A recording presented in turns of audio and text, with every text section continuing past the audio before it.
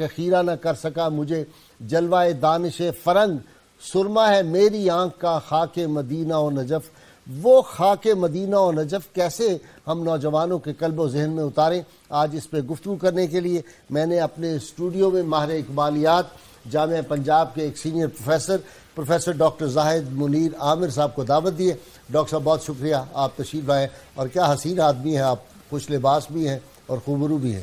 بہت شکریہ، آپ کا حسن نظر ہے۔ ڈاکٹر صاحب پہلا سوال آپ سے، علامہ اقبال ٹی وی پہ گزشتہ دنوں جو کچھ ہوتا رہا ہے، اللہ نے ہمیں توفیق دی، ہم نے ان تمام ہزلیات کا جواب جو مجھے تھوڑا بہت علم تھا اس کا میں نے کل بھی دیا، پرسوں بھی دیا۔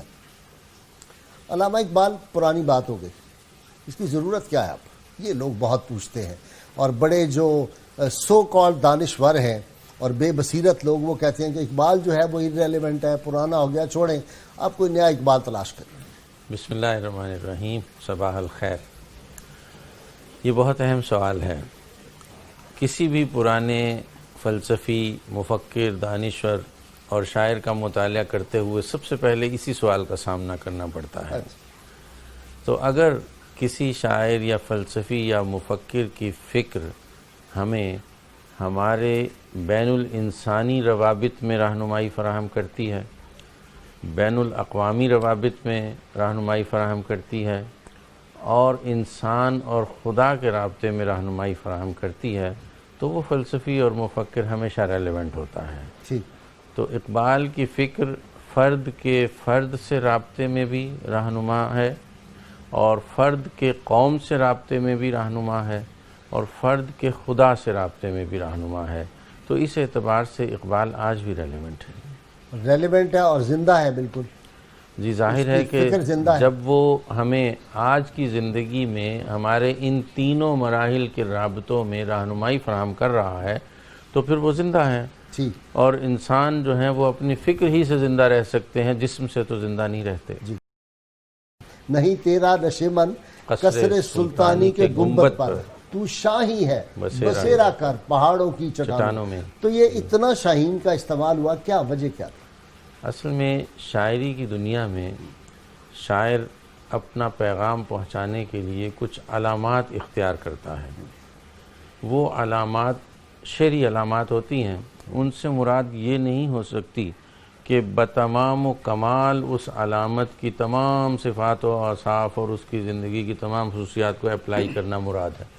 کچھ خصوصیات ہوتی ہیں جو شاعر کو انسپائر کرتی ہیں، اور وہ سمجھتا ہے کہ ان خصوصیات کے ذریعے سے میں اپنا پیغام اپنے قاری تک پہنچا سکتا ہوں۔ اور یہ تو شاہین میں کچھ ایسی اپنی نسل میں دیکھوں، جی، شاہین میں کچھ ایسی خوبیاں علامہ نے پوائنٹ آؤٹ کی ہیں کہ جو وہ نسل نو میں دیکھنا چاہتے ہیں، اپنے قارئین میں دیکھنا چاہتے ہیں۔ مثال کے طور پر جیسے آپ نے یہ شعر ارشاد فرمائے، مثال کے طور پر وہ کہتے ہیں کہ شاہین جو ہے آشیانہ نہیں بناتا، شاہین کبھی پرواز سے تھک کر نہیں گرتا۔ پرندوں کی دنیا کا درویش ہوں میں کہ شاہین بناتا نہیں آشیانہ، یعنی آشیانہ نہ بنانا بھی ایک علامتی بات ہے۔ یعنی دنیا میں اس طرح رہنا کہ جیسے ایک مسافر ہوتا ہے، کن فی الدنیا کأنک غریب او عابر فی السبیل، کہ دنیا میں ایسے رہو جیسے کوئی راہی مسافر ہوتا ہے، غریب الوطن ہوتا ہے، کہ جس کا کوئی ٹھکانہ نہیں ہوتا،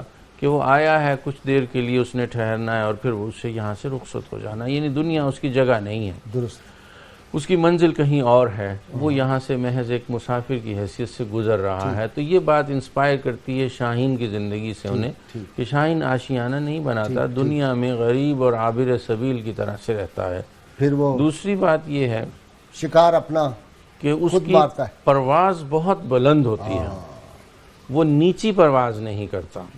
اب یہ بلندی پرواز وہ نوجوانوں میں دیکھنا چاہتے ہیں، اپنے قارئین میں دیکھنا چاہتے ہیں، اپنی قوم میں دیکھنا چاہتے ہیں۔ بلندی پرواز بھی ایک علامتی بات ہے۔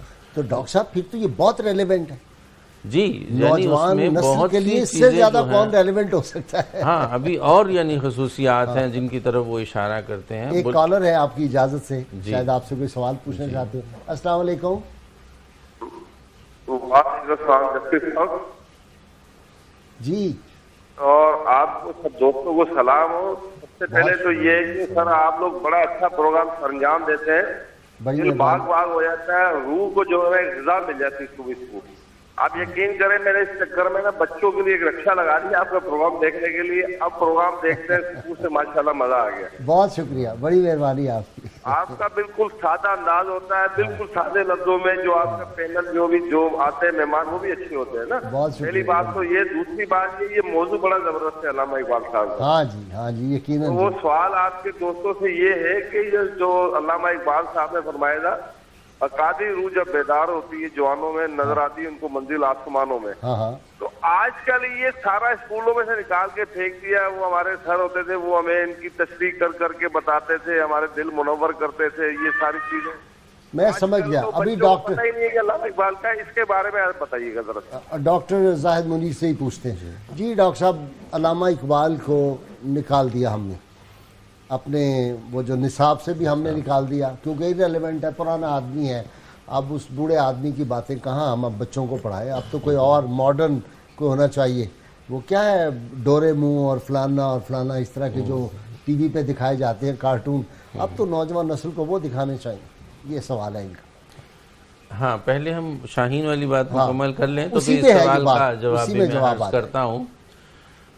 ایک اور صفت انہوں نے یہ ارشاد فرمائی ہے کہ وہ کسی کا کیا ہوا شکار نہیں کھاتا, یعنی خود سے شکار کرتا ہے, اور اس کی نگاہ بہت تیز ہوتی ہے, وہ دور تک دیکھتا ہے, یعنی سرسری اور سطحی نظر نہیں ہوتی جیسی ہم آج کل دیکھتے ہیں کہ لوگ چیزوں کے ظاہر تک محدود ہیں, ان کے باطن تک نہیں پہنچتے, ان کی حقیقت تک نہیں پہنچتے, تو دور تک نہیں دیکھتے.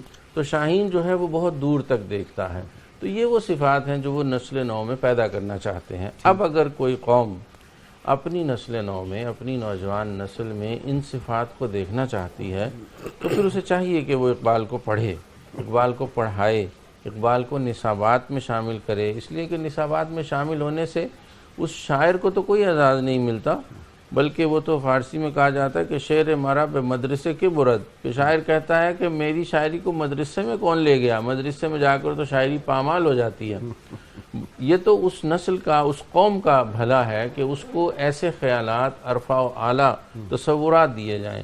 تو نصابات میں اگر اقبال کو شامل کیا جاتا ہے تو ہم اپنی نسلوں کی تربیت کے لیے شامل کرتے ہیں, اور اگر اس کو خارج کیا جاتا ہے تو اس کا مطلب یہ ہے کہ ہمیں اپنے مستقبل سے کوئی دلچسپی نہیں ہے. ڈاکٹر صاحب, علامہ اس بات پہ بھی بڑا زور دیتے ہیں کہ یہ جو صحبت صالح ہے اس پہ بڑا زور دیا. خراب کر گئی شاہین بچے کو صحبت زاغ, اور زاغوں کے تصرف میں عقابوں کے نشے من. یہ کیا بات ہے؟ اصل میں تو یہ قرآن پاک ہی سے انہوں نے یہ بات سیکھی ہے. ٹھیک, قرآن پاک نے یہ بتایا ہے کہ کونوا مع الصادقین, نیک لوگوں کے ساتھ ہو جاؤ, اچھے لوگوں کے ساتھ ہو جاؤ. اور یہ اچھے لوگوں کے ساتھ ہونا صرف زندگی ہی میں نہیں ہے, بلکہ قرآن کے مطابق تو زندگی کا اختتام بھی اچھا وہی ہے جو اچھوں کے ساتھ ہو. وَتَوَفَّنَا مَعَ الْأَبْرَارِ, کہ ہمارا انجام بخیر ہو, اچھوں کے ساتھ ہمارا انجام ہو. اس لیے کہ وہ جیسے انگریزی میں کہتے ہیں کہ all is well that ends well. تو اہدنا الصراط المستقیم صراط الذین انعمت علیہم غیر المغضوب علیہم. جن لوگوں پر تیرا انعام ہوا, جن لوگوں کو تو نے نوازا, ان کے راستے پر چلنے کی توفیق عطا فرما. تو ہمارے ہاں یہ مشرقی شعریات میں یہ بات پہلے سے بھی چلی آ رہی تھی, اور یہ قرآن ہی سے مستفاد تھی کہ صحبت صالح تورا صالح کنن, صحبت طالح تورا طالح کنن, کہ اچھے لوگوں کی صحبت جو ہے وہ اچھا بنا دیتی ہے. ایک سوال بڑا عجیب میرے ذہن میں آیا, ایک کالر لے لیں آپ. ان کا جی ظفر صاحب السلام علیکم. السلام علیکم. جی وعلیکم السلام ورحمۃ اللہ. جی ظفر صاحب سوال پوچھ لیں, ٹائم میرے پاس کم ہے.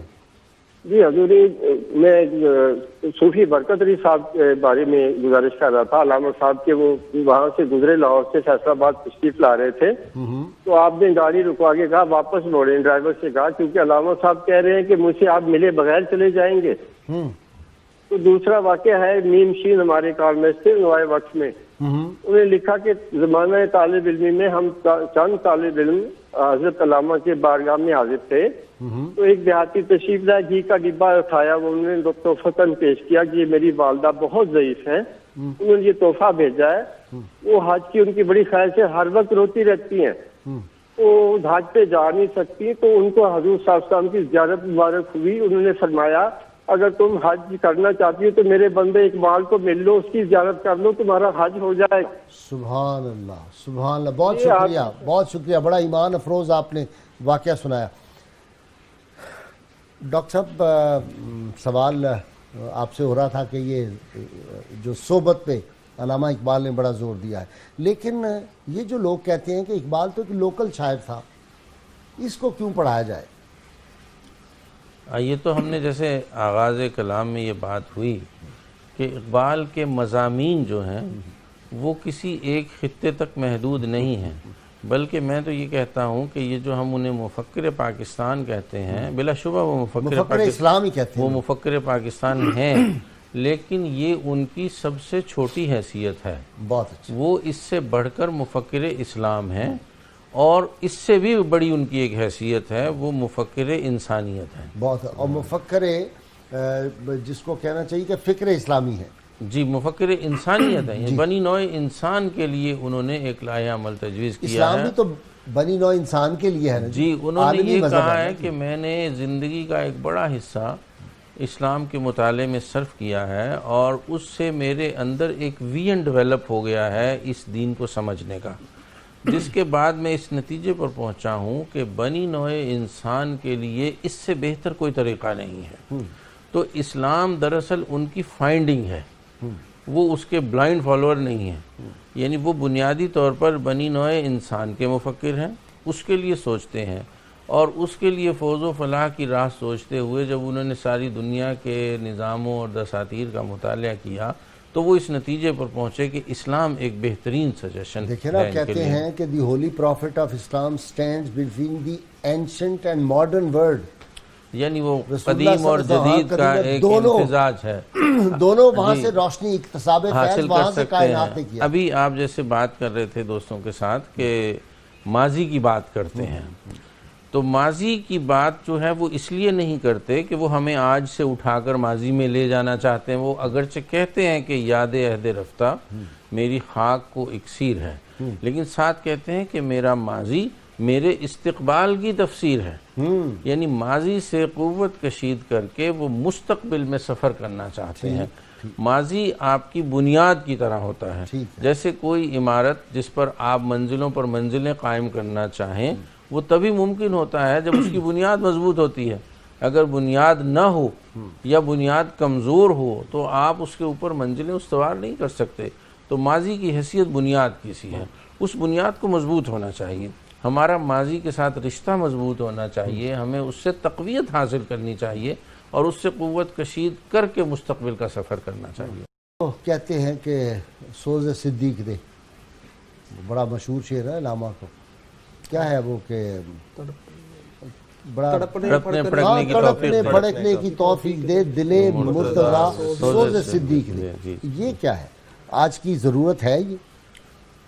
اصل میں علامہ اقبال کی قوت کا مرکز اور منبع ذات رسالت مآب صلی اللہ علیہ وسلم سے عشق اور محبت ہے، اور علامہ کا اختتام اسی جذبے پر ہوا ہے، ان کی زندگی کی تکمیل اسی جذبے پر ہوئی ہے۔ بلکہ حکیم الامت علامہ اقبال، یہ جو اس کو عروج ملا ہے، یہ اسی عشق رسول صلی اللہ علیہ وسلم کا فیضان ہے۔ جی بالکل۔ تو اب اس عشق اور محبت کے جتنے مظاہر ہیں انہیں ان سب سے دلچسپی ہے۔ جناب سیدنا صدیق اکبر رضی اللہ تعالی عنہ کی آپ سے جو محبت ہے وہ عیارہ سے بیاں، یعنی جن کے لیے ثانی اثنین قرآن پاک نے کہہ دیا ہے، اور پروانے کو چراغ ہے، بلبل کو پھول بس، صدیق کے لیے ہے خدا کا رسول بس، یہ اقبال نے کہا ہے۔ تو وہ اسی کی طرف متوجہ کرنا چاہتے ہیں، نگاہ عشق و مستی میں وہی اول وہی آخر۔ جی یہ تو یعنی وہی اول و آخر چاہتے ہیں کہ ذات رسالت مآب صلی اللہ علیہ وسلم کے ساتھ منسلک کرنا چاہتے ہیں۔ تو جتنے مظاہر آپ کے ساتھ انسلاک اور عشق اور محبت کے ہیں انہیں اپنے قاری کے سامنے لاتے ہیں۔ وہ سیدنا صدیق اکبر رضی اللہ عنہ کی محبت ہے، وہ سیدنا علی المرتضیٰ رضی اللہ تعالیٰ عنہ کی محبت ہے، اور ان اصحاب کا عشق ہے، اس کی طرف قاری کو متوجہ کرنا چاہتے ڈاکٹر ہیں. صاحب اس سے حاصل کیا ہوگا اس دور میں؟ دیکھیں نا دیکھیے وہ کہتے ہیں بمصطفیٰ برسان خیش را کہ دین ہمیں اوست، بمصطفیٰ برسان خیش را کے دین ہم اوست، اگر بہو نہ رسیدی تمام بولا حویس. کہ اپنے آپ کو رسول اللہ صلی اللہ علیہ وسلم تک پہنچاؤ، ان کے عہد تک پہنچاؤ، ان کی سیرت جیسا بنانے کی کوشش کرو کہ سارا دین وہی ہے. اگر آپ ان تک نہیں پہنچتے تو پھر سب کچھ بولہبی ہے، سب کچھ ظلم و ستم ہے، سب کچھ ناانصافی ہے.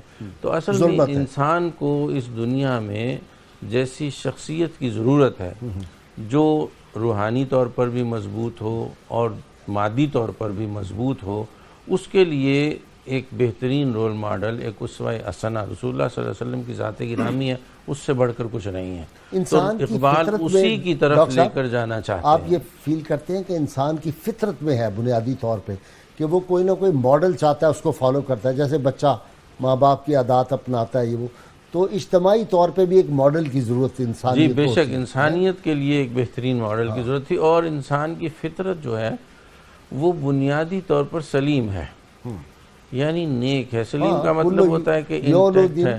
کل مولود علی فطرت فطرت الاسلام، یولد علی الفطرہ، کہ ہر پیدا ہونے والا بچہ فطرت پر پیدا ہوتا ہے. فطرت الاسلام. جی اور فطرت کیا ہے؟ فطرت کے بارے میں اللہ نے سورہ روم میں بتایا ہے کہ فطرت اللہ التی فطر الناس علیہا، وہی تراش ہے اللہ کی جس پر اس نے تراشا ہے لوگوں کو. یہ پھر ماحول ہے، معاشرہ ہے، ماں باپ ہیں، فابواہ یعوّدانہ ینصرانہ یمجسانہ، جو اس کو کچھ بھی بنا دیتے ہیں. تو یہ ماحول اور معاشرہ بنا دیتا ہے. اصل میں انسان اندر سے نیک ہے، سلیم ہے اور راست ہے.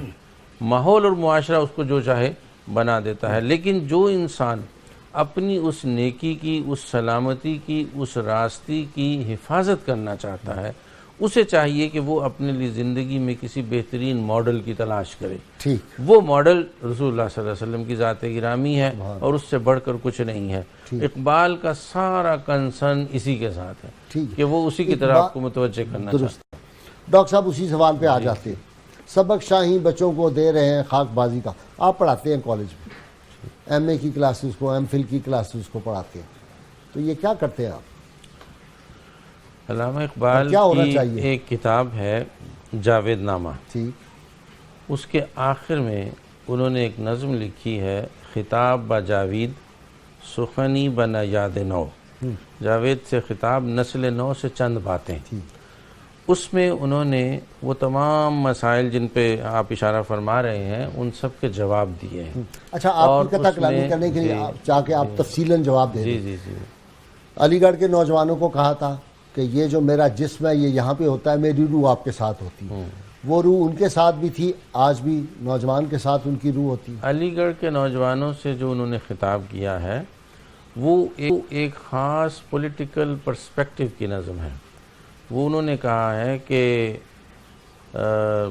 رہنے دو خم کے سر پہ تم خشت کلیسیا ابھی. یعنی وہ ایک پولیٹیکل پرسپیکٹو ہے جس میں یہ ہے کہ برطانوی حکومت کا استبداد قائم ہے، ابھی ذرا خم کے سر پر خشت کلیسیا یعنی کلیسا کی اینٹ جو ہے وہ پڑی رہنے دو اور حکمت کے ساتھ، تدبر کے ساتھ آگے بڑھو. اب جو بات جاوید نامہ میں انہوں نے کی ہے وہ فار ایور ہے، یعنی وہ ایک خاص سیاق و سباق میں ہے، یہ تمام آنے والی نسلوں کے لیے ہے. اس میں وہ جو صفات شاعری میں بیان کر چکے ہیں، جیسے آپ نے شاہین کا ذکر کیا، نوجوانوں کو آہ سحر کا ذکر ہوا، سوز جگر کا ذکر ہوا. اب یہ تمام چیزیں کس طرح منتقل ہوں گے؟ خداوندان مکتب تو خاک بازی کا سبق دے رہے ہیں، تو نسل نو کیا کرے؟ تو نسل نو کے لیے انہوں نے سجیشن دی ہے کہ گر نہ یابی صحبت مرد خبیر، اگر ایسے استاد نہ ملیں جو میرا کلام پڑھا سکتے ہوں، یا جو سوز جگر پیدا کر سکتے ہوں، یا جو آہ سحر پیدا کر سکتے ہوں، یا جو زندگی کے برتر مقاصد کا شعور پیدا کر سکتے ہوں، بلند نگاہی اور بلند پروازی سکھا سکتے ہو، پھر کیا کرو؟ گر نہ یابی صحبت مرد فقیر، عذب و جد آنچے مند آرم بے گیر. تو پھر مجھے جو کچھ ملا اپنے آبا سے تم بھی وہی لے لو اور اسی کو لے کر آگے بڑھو. وہ کیا ہے؟ پیر رومی را رفیق راہ ساز، واہ واہ واہ واہ، تا خدا بخشت ترا سوز و گداز۔ تو پھر رومی کو اپنا رہنما بنا لو تاکہ خدا تمہیں سوز و گداز کی نعمت سے متصف کر دے۔ اچھا، اب سوال پیدا ہوتا ہے، اب جیسے آپ اقبال کو کہہ رہے تھے پرانا ہو گیا، تو رومی تو اس سے بھی پرانا ہے، ہاں، کیوں رومی؟ ٹھیک، آخر اقبال نے بھی رومی کو کیوں چنا پوری تاریخ میں سے؟ اس کا جواب اگلے شعر میں دیا ہے، زان کے رومی مغز را داند ز پوست، اس لیے کہ رومی مغز اور چھلکے میں تمیز کرنا جانتا ہے۔ واہ واہ واہ واہ۔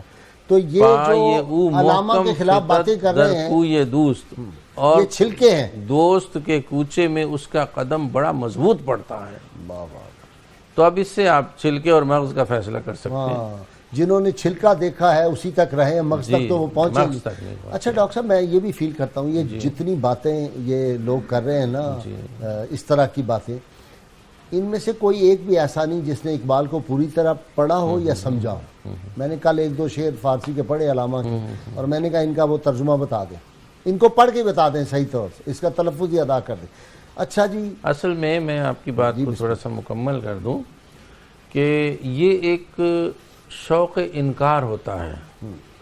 شوق انکار جو ہے وہ بڑا سرسری اور سطحی ہوتا ہے کہ ہمارے اندر ایک بت شکنی کا ایک رویہ ہوتا ہے کہ جو ایک بڑی فگر نظر آ رہی ہے اس کے اندر عیب تلاش کریں، نقص تلاش کریں، اسے گرائیں۔ اکابر شکنی، اکابر اس سے ہم شکنی یا شاید بت بڑے ہو شکنی، جائیں گے۔ ہاں، اس سے ہم بڑے ہو جائیں گے۔ حقیقت یہ ہے کہ انکار کوئی بری چیز نہیں ہے، ٹھیک بشرطے کہ انکار علم کی بنیاد پر استوار ہو۔ ٹھیک، پھر آپ کسی شے کا انکار کر کے اس سے بڑی شے کی نشاندہی کر سکتے ہیں۔ ٹھیک۔